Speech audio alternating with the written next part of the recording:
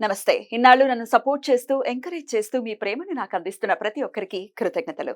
అలాగే ఈ వీడియో కూడా ఖచ్చితంగా మీకు ఉపయోగపడుతుంది. లైక్, షేర్ అండ్ సబ్స్క్రైబ్ చేసి మీ సపోర్ట్‌ని నాకు అందించండి. అలాగే ఈ వీడియో పట్ల మీకున్న అభిప్రాయాన్ని కామెంట్ సెక్షన్‌లో కామెంట్ చేసి తెలియజేయండి. ఇప్పుడు వీడియోని చూద్దాం. నేను మీ జయశంకర్ సిస్ట్ల. మన పిల్లలకి పుట్టిన తేదీని అనుసరించి బలమైన సంఖ్యాబలంలో పేరు పెడదాం. సమాజానికి దేశానికి బలమైన పౌరులనిద్దాం. ఏ ఇంట్లో కూడా అర్ధాయుష్ మరణాలు లేకుండా చేద్దాం. నమస్తే. Welcome to our channel. నేను పద్మిని. ప్రస్తుతంతో పాటు ప్రముఖ ఆధ్యాత్మికవేత్త, ఆస్ట్రోన్యూమరాలజిస్ట్, వేదిక్ వాస్తు స్పెషలిస్ట్, శ్రీ విద్య మరియు హనుమత్ ఉపాసకులు బ్రహ్మశ్రీ డాక్టర్ శివయోగి సిస్ట్ల జయశంకర్ గారు మనతో పాటు ఉన్నారు. మాట్లాడతాం. నమస్కారం అండి. ఆయుష్మతి భవ. సార్, ఒక ధర్మ సందేహం నివృత్తి చేస్తారా? చెప్పండి సార్. లలితా సహస్రనామం మొదలవటమే శ్రీమాత, శ్రీ మహారాజ్ని, శ్రీమత్ సింహాసనేశ్వరి అమ్మని అమ్మ మాత అని సంబోధిస్తున్నాము ఖచ్చితంగా. అయితే మరి శ్రీమతి అని ఎందుకు అనట్లేదు అమ్మవారిని అని అంటే మీ సమాధానం ఏంటి? శ్రీమతి అనే అమ్మవారిని ఎందుకు అనాలండి? మామూలుగా అది మనుషులకి, శ్రీమతి పార్వతి దేవి అనానం, శ్రీమతి లక్ష్మి అనానం అనకూడదు. అనకూడదా? అనకూడదు కూడా. ఎందుకంటే దాని అర్థాన్ని తెలుసుకుంటే మనం. మరి అమ్మ అన్నప్పుడు వారి భార్య అని అనటంలో తప్పేమిటి? శ్రీమతి అంటే భార్య అని కాదు అర్థం. శ్రీ అంటే మనకు బాహ్యంగా వచ్చే అర్థం. శ్రీ అంటే లక్ష్మీదేవి అని, సంపద అని అర్థం. కానీ యాక్చువల్ గా వేదాల్లో ఉన్న శ్రీ అంటే అర్థం ఏంటంటే బలం, బలం, శక్తి, బలం.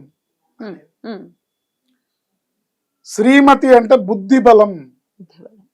మగవాళ్ళకి శ్రీ అని ఎందుకంటారంటే బలం, ఆయన శక్తివంతుడు అని ఒక విధంగా ఆయన్ని ప్రస్తుతించడం.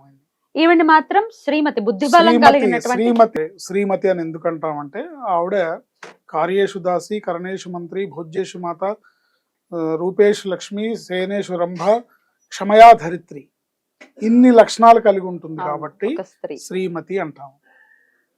అది తీసుకెళ్లి అమ్మవారికి అనాల్సిన అవసరం లేదు. ఏంటి, ఇక్కడ మన ఇంట్లో ఉన్న అమ్మ మనకు మాత్రం అమ్మ. ఏంటి, పక్కింట్లో ఉన్న అమ్మ వాళ్ళకి మాత్రమే అమ్మ. ఏంటి, ఎవరికి వాళ్ళకు అమ్మ సపరేట్గా ఉంది. బట్ వాళ్ళు జగతపితరవు వందే పార్వతీ పరమేశ్వరు, జగత్తుకే పార్వతీ పరమేశ్వరులు వాళ్ళు. ఏంటి, వాళ్ళ తత్వము భార్యాభర్తల తత్వం కాదు. వాళ్ళు ప్రకృతి పురుషులు, అర్ధనారీశ్వరులు. ఆయన ఇచ్చినట్టు నువ్వు సగభాగం ఇచ్చావా? వాడుకుంటున్నావు కానీ ఏంటి, ఇవ్వగలవా? ఇవ్వలేవు కదా. సో ఆయనకి ఆవిడకి అభేదం. వాళ్ళిద్దరికి అర్ధనారీశ్వర తత్వం అంటే సగం అమ్మవారి రూపంతోనూ సగం అయ్యవారితో రూపంతోనూ ఉందని కాదు అర్థం. అక్కడ అర్థం వాళ్ళిద్దరికి భేదం లేదు అని అర్థం. అక్కడ దాన్ని స్త్రీలింగమా, పుల్లింగమా, నపుంసకలింగమా కాదు, వాళ్ళిద్దరికీ అభేదము అని అర్థం. ప్రకృతి పురుషులు, పార్వతీ పరమేశ్వరులు, లక్ష్మీనారాయణులు, ఉమామహేశ్వరులు, ఏంటి, రాధాకృష్ణులు. ఏంటి, అర్థమైందా? సో ఇలాగా వాళ్ళు ప్రకృతి పురుషులు. వాళ్ళకి కేవలం సంసార బంధాలు, బాధ్యతలు, నా భర్త, నా పిల్లలు అని కాదు. ఈ సకల చరాచర జగత్తు వాళ్ళ సంతానమే కాబట్టి, ఈ జగత్తుని పరిపాలించే బాధ్యత వాళ్ళది కాబట్టి వాళ్ళు ప్రకృతి పురుషుల రూపంలో వాళ్ళందరినీ చూసుకోవాలి.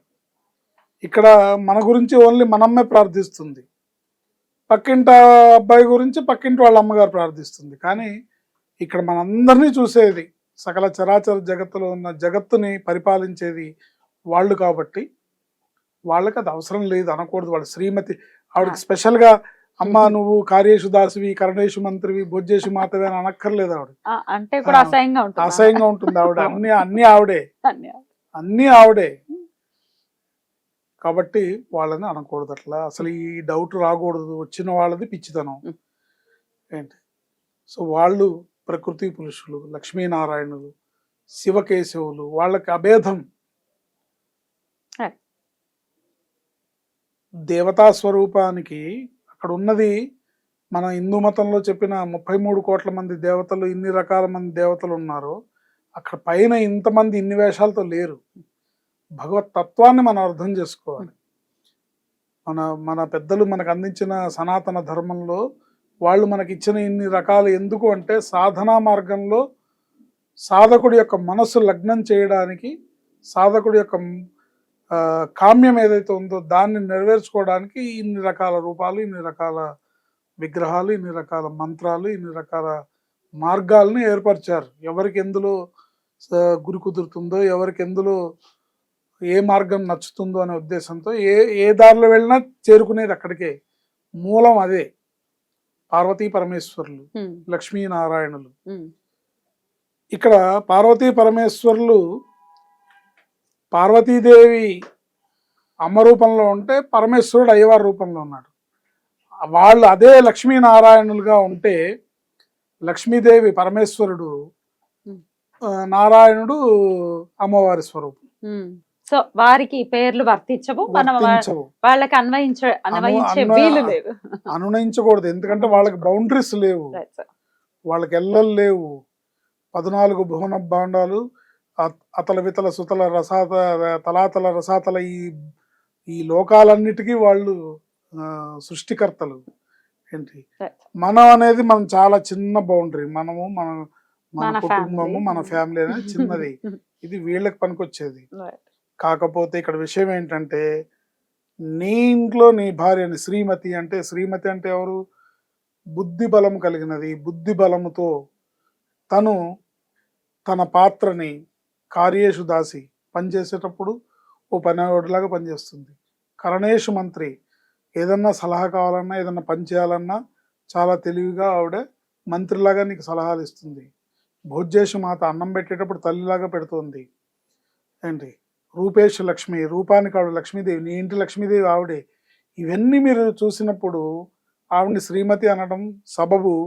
ఆవిడ్ని మీరు ఇలా ట్రీట్ చేసినప్పుడు ఆ అమ్మవారి అనుగ్రహం పరిపూర్ణంగా లభిస్తుంది. ఆ అమ్మవారి పరిపూర్ణంగా మీ కుటుంబం ఎడల కరుణ చూపించి అనుగ్రహిస్తుంది. నువ్వు చేసేదేమో దేవతా ఉపాసన, అమ్మవారిని పూజిస్తావు, కానీ ఇంట్లో భార్యను మటుకు పని మనిషిలాగా చూస్తావు అంటే మటుకు అనుగ్రహం రమ్మంటే రాదు. అందుకని తత్వం, దేవతా తత్వం అనేది చాలా విశేషమైంది. లక్ష్మీనారాయణులు వేరు, లేకపోతే శివకేశవులు వేరు, మేము శైవులం, వీళ్ళు వైష్ణవులు, వాళ్ళు బౌద్ధులు, వీళ్ళు గాణాపత్యులు, వీళ్ళు శాక్తేయులు అనేది ఇన్ని విభేదాలు వస్తుంది. భగవత్ తత్వం, భగవంతుడు, భగవత్ శక్తి ఒకటే. లక్ష్మీ ఇప్పుడు పరమేశ్వరుడు స్త్రీ రూపం ధరిస్తే లక్ష్మీదేవి, అమ్మవారు పురుష రూపం ధరిస్తే శ్రీ మహావిష్ణువు. ఏంటి శ్రీరామచంద్రుడే లలిత అమ్మవారు, లలిత అమ్మవారే శ్రీరామచంద్రుడు. కాళికాదేవే శ్రీకృష్ణ పరమాత్ముడు, శ్రీకృష్ణ పరమాత్ముడే కాళికాదేవి. ఇట్లా మనం భేదాన్ని వెతకకుండా మనకి ఏ మార్గంలో ఆధ్యాత్మిక శ్రీమతి అని అనాల్సిన అవసరం లేదు. చాలా అద్భుతంగా వివరించారు సార్, చాలా సరళంగా అర్థమయ్యే విధానంగా. Thank you so very much sir. నమస్తే. ఆయుష్మతి భవ.